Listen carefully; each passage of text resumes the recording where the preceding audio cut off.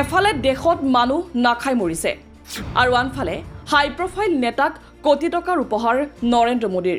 কাক কাক কিমান টকাৰ উপহাৰ দিলে নৰেন্দ্ৰ মোদীয়ে দিয়া উপহাৰৰ তালিকা শুনিলে চকু কপালত উঠিব আপোনাৰো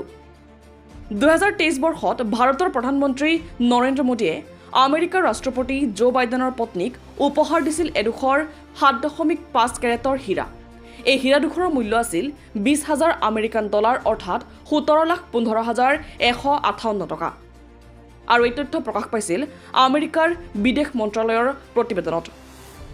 খবৰ অনুসৰি 2023 চনৰ জুন মাহত বাইডেন পৰিয়ালৰ আমন্ত্ৰণত হোৱাইট হাউচত ব্যক্তিগতভাৱে আহাৰ গ্ৰহণৰ সময়ত প্ৰধানমন্ত্ৰী নৰেন্দ্ৰ মোদীয়ে এই উপহাৰ দিছিল বাইডেনৰ পত্নীক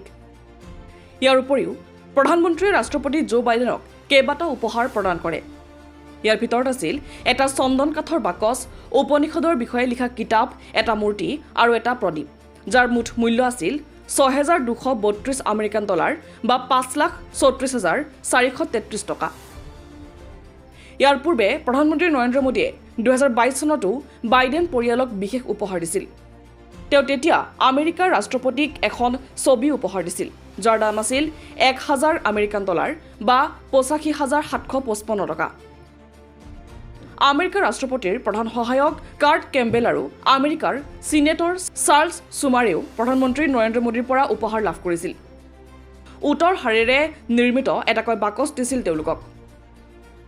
এই উপহাৰ দুটাৰ মূল্য আছিল ক্ৰমে 850 আমেৰিকান ডলাৰ অৰ্থাৎ 72,893 টকা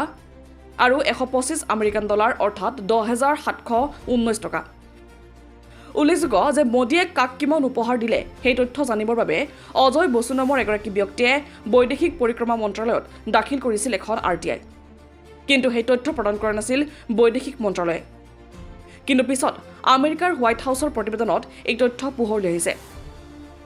আৰু এতিয়া স্বাভাৱিকতে প্ৰশ্ন উত্থাপন হৈছে যে কাৰ টকাৰে এইদৰে কোটি টকাৰ উপহাৰ বিলাই ফুৰিছে নৰেন্দ্ৰ মোদীয়ে